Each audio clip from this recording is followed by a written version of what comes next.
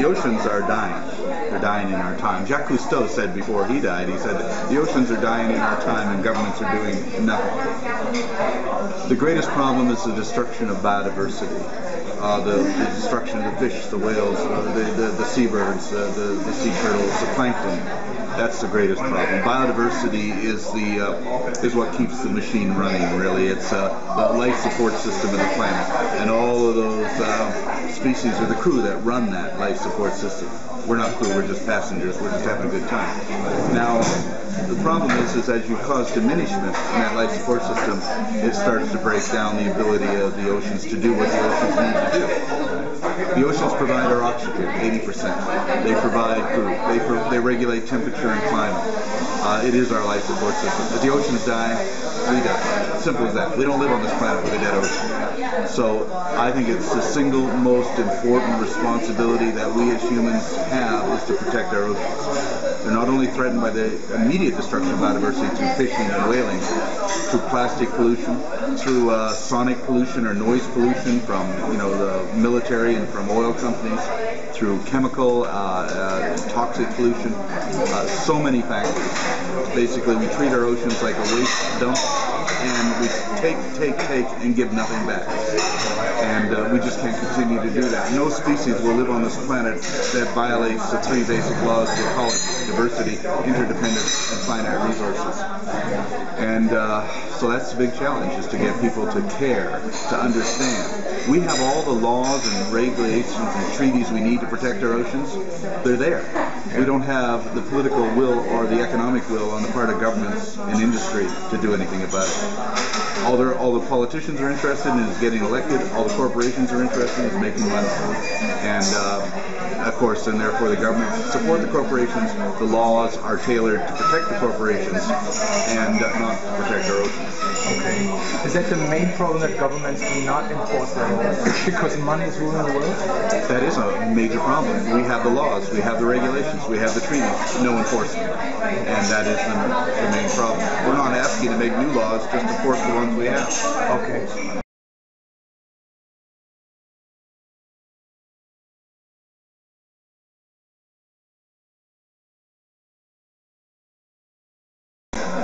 The problem is that China is becoming more affluent, and affluence leads to money being available to show off their status.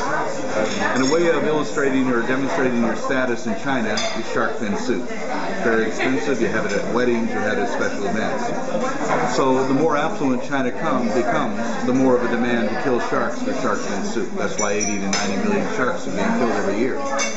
And this is a serious threat. I mean, shark fin as an illegal trade is third only to drugs and guns. It's $1 billion industry. So where do we stop? Where the poachers, we can try and stop the poachers, we can try and stop the demand in China. So we're working on both levels. But the shark is a very important group of species in our oceans. The sharks have molded evolution in our oceans for 450 million years. Every fish you see in the sea is camouflage, its behavior, its speed, whatever it does. The architect for that has been the shark. And if you remove the shark, you cause all sorts of ecological chaos amongst that biodiversity of species. And it'll have severe repercussions. So I think that protecting the shark pretty much means protecting the ocean. Now it is a little difficult because people don't like sharks, because they're monsters and they kill people. The average number of people killed by sharks every year is 5. The average number of people killed by ostriches every year is 100. So ostriches are 20 times more dangerous than sharks. Sharks don't attack people deliberately. They attack them accidentally because unfortunately people look like seals when they're on a surfboard. But it's more dangerous to play golf than it is to swim with sharks, because more people are struck by lightning on golf courses that are killed by sharks in the ocean. So we've manufactured this myth that the shark is this dangerous animal. I've swum with tiger sharks, I've swum with great white sharks, I've swum with hammerheads. You understand them, you respect them, then you're okay. But it is their territory. We're going into their home. And when you go into somebody's home and act foolish or dangerously, you might get hurt. So the answer to that is to go into their home with respect. One of the things I've noticed is that if you go underwater with a spear gun in your hand, the fish know that. It's hard to get close to them. And I've actually tried it, not to hunt them, but just with the spear gun to see. Keep distance? They will keep their distance. They know that what your intentions are. But if you go in with a camera, you get right up to them. So if you have a camera in your hand, you get far, far closer. The fish know, they feel what you're doing. And so I find fish to be far more intelligent than people, think they are. And I think that we have to respect them because the fish are basically the foundation of biodiversity in our oceans. Well, actually plankton is, but the fish are really what maintain the cycle.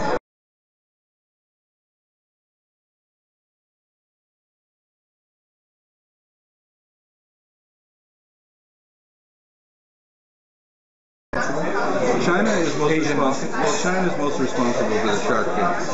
But I would say the world's worst fishing countries would be China, Japan, Spain, Iceland, the Faroe Islands. And the European fishing fleets are amongst the most destructive in the world. They're just totally wiping out the fish off the coast of Africa. The reason you have pirates in Somalia is because the real pirates, the fishing fleets, have gone in there and taken out all the fish, driving the people in Somalia into poverty. And you're going to have piracy soon in Mauritania and Senegal and the Ivory Coast because these people are being treated the same way. The European Asian fishing fleets are literally robbing everything from their oceans. So this kind of ecological destruction leads to all kinds of social chaos.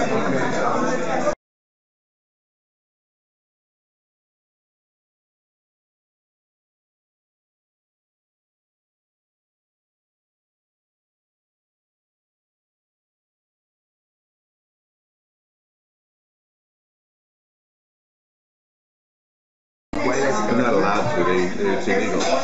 But it's for research reasons, or what is whether it's research or not, first of all, it's not research, that's bogus. Yeah. But you don't kill whales in a whale sanctuary. The word is sanctuary. You don't kill whales in a whale sanctuary for any reason. So what they're doing is illegal. And Japan is ultimately responsible for all whaling because if they don't kill the whales, they buy the whales. So Icelandic and Norwegian whaling is really trying to find a market in Japan. The only other exception is the killing of the pilot whales in the Faroe Islands, which is done for amusement, for culture, for tradition, or whatever. Yeah. So the whaling nations are Japan, Norway, Iceland, and the Danish Faroe Islands. Now there are also illegal whaling, well there's also Aboriginal whaling in the United States, Canada, and Greenland. And in Canada it's illegal because they're not signatories to the IWC. In the United States and Greenland it's legal. But still, I don't believe that there should be any whales killed by anybody in the world for any reason whatsoever. These are highly intelligent, self-aware, sentient creatures that are socially complex. And to me, the killing of a whale is murder. It's just no about it. When people say, well, it's part of our tradition, well, yeah, well, so wasn't headhunting in the Solomon Islands, so wasn't cannibalism in Borneo, so wasn't slavery in America. That's all tradition. You don't hold on to things just because it's tradition. And there should be no tradition allowed, or any cultural tradition allowed, that involves cruelty and slaughter, for any reason whatsoever.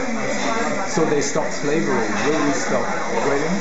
Well, hopefully we'll stop whaling before the whales go extinct. I mean, that's certainly what our objective is. But whaling is, we've waged wars on the whales for so long that they're less than 10%, sometimes less than 4% of their original numbers, and we've driven some to extinction. When people say, oh, there's lots of whales, there's a lot. For instance, people say there's a lot of seals. There's too many seals are eating all their fish. Yeah, we feed more fish to domestic house cats than all the seals in the world eat.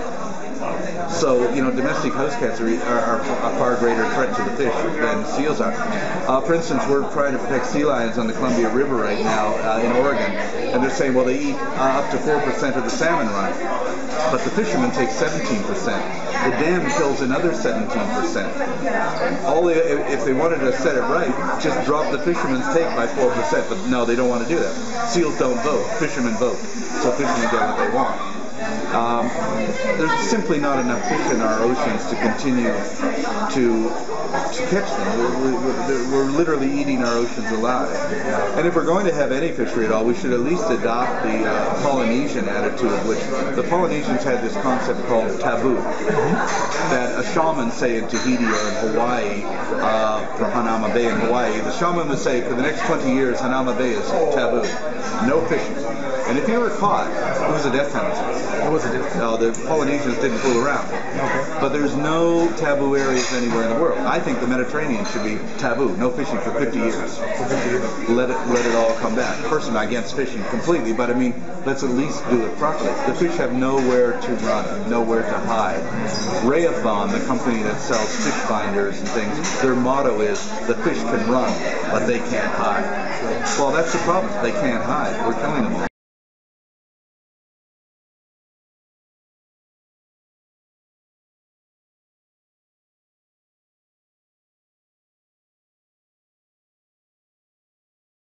Have to be optimistic, and I learned a lesson when I was working with the American Indian movement and the Indians in the United States. You don't do what you do because you're going to win or lose.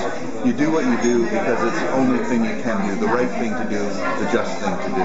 Don't focus on the results, focus on the doing. And that's what we do. We go after the whalers every year, we go after the seal killer, the shark finners every year. We don't think about winning or losing, we think about stopping them now. And we make progress. For instance, the Canadian seal hunt we've destroyed the markets. There's no market in Europe, no market in Russia, no market in America. That's the language they understand. Our opposition, we speak their language, economics, but we make sure they lose money. That's the only way. You're not going to convince our opposition to stop killing whales or seals out of emotional reasons or appealing to their morality. They don't have any morality. The only thing they understand is money, and make sure their profits are not their losses exceed their profits.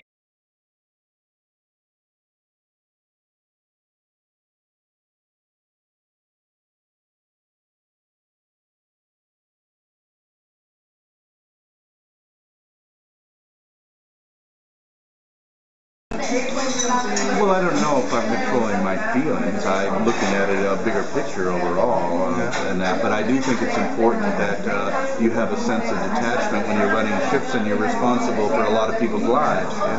You can't afford to get emotional about these things. I find that the best way to operate is to be able to make tactical decisions in a calm manner, so I don't allow those things to distract me in any other way.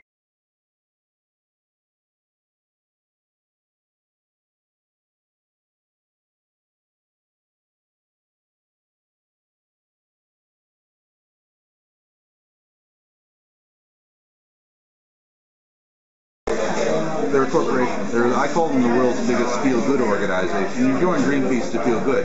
Greenpeace is to the environmental movement what Heinz is to ketchup. It's a generic term. That's all. They don't have to do anything anymore. They just have to present the illusion of doing anything. They're not opposed to the killing of dolphins in Taiji. They're not opposed to the Canadian seal hunt. They're not opposed to the pilot whale kill in the Faroe Islands. They're not even opposed to whaling.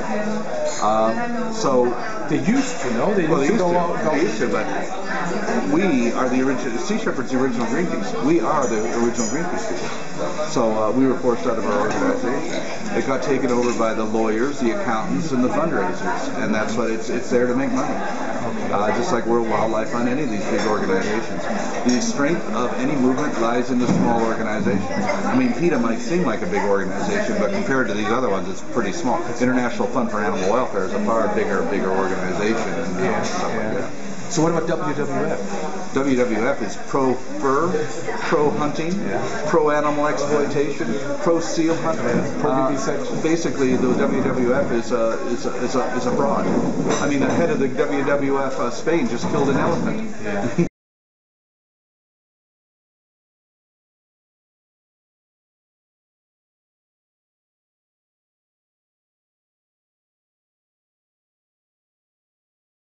Is to maintain control. You control it. I always used to quote a line from Captain Kirk in Star Trek. When this ship becomes a democracy, you'll be the first to know. In other words, our organizations run like a ship. It's a hierarchy and everything is delegated that. If people have a different idea of how things should be, our answer is go start your own organization. Right? This is what this organization does. For instance, we just got involved with protecting sea lions on the Columbia River. I get all these hate mail and complaints. Well, I supported you when you're protecting whales, but I'm not supporting you on sea lions. Or I supported you protecting dolphins, but I'm not supporting you on sea lions. And fishermen especially want to kill them. Sure. Well, my answer, and I posted it this week on our website, is, hey, our clients are sea lions. Our clients are whales and dolphins, not you. We don't do what we do to win your support. We're not all people, things to all people. You support us or you don't support us, but you don't tell us how to represent our clients. And our clients, the whales, the sea lions, the dolphins, the fish, come first over people. So we're here for them, not for people. So we say, if you disagree with us, fine, go join Greenpeace. We don't care. We're here to present an alternative. We're here to give some strategy and tactics that work to actually save lives. You either support it or you don't support it, but you don't tell us what to do.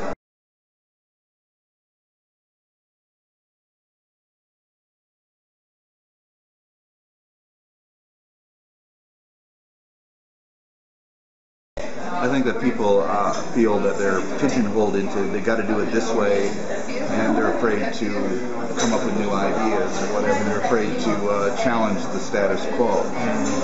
The reason we are successful is because it's strange. First of all, we don't hurt anybody. Second of all, we don't break the law. We uphold the law. But there's a perception that we break the law. But it doesn't matter what the perception is. It's the reality that we deal with. So they can't nail us. They try. And every time they do, they fail. They'll fail on this Costa Rican thing, too. In the meantime, we use the campaigns to focus on the issue.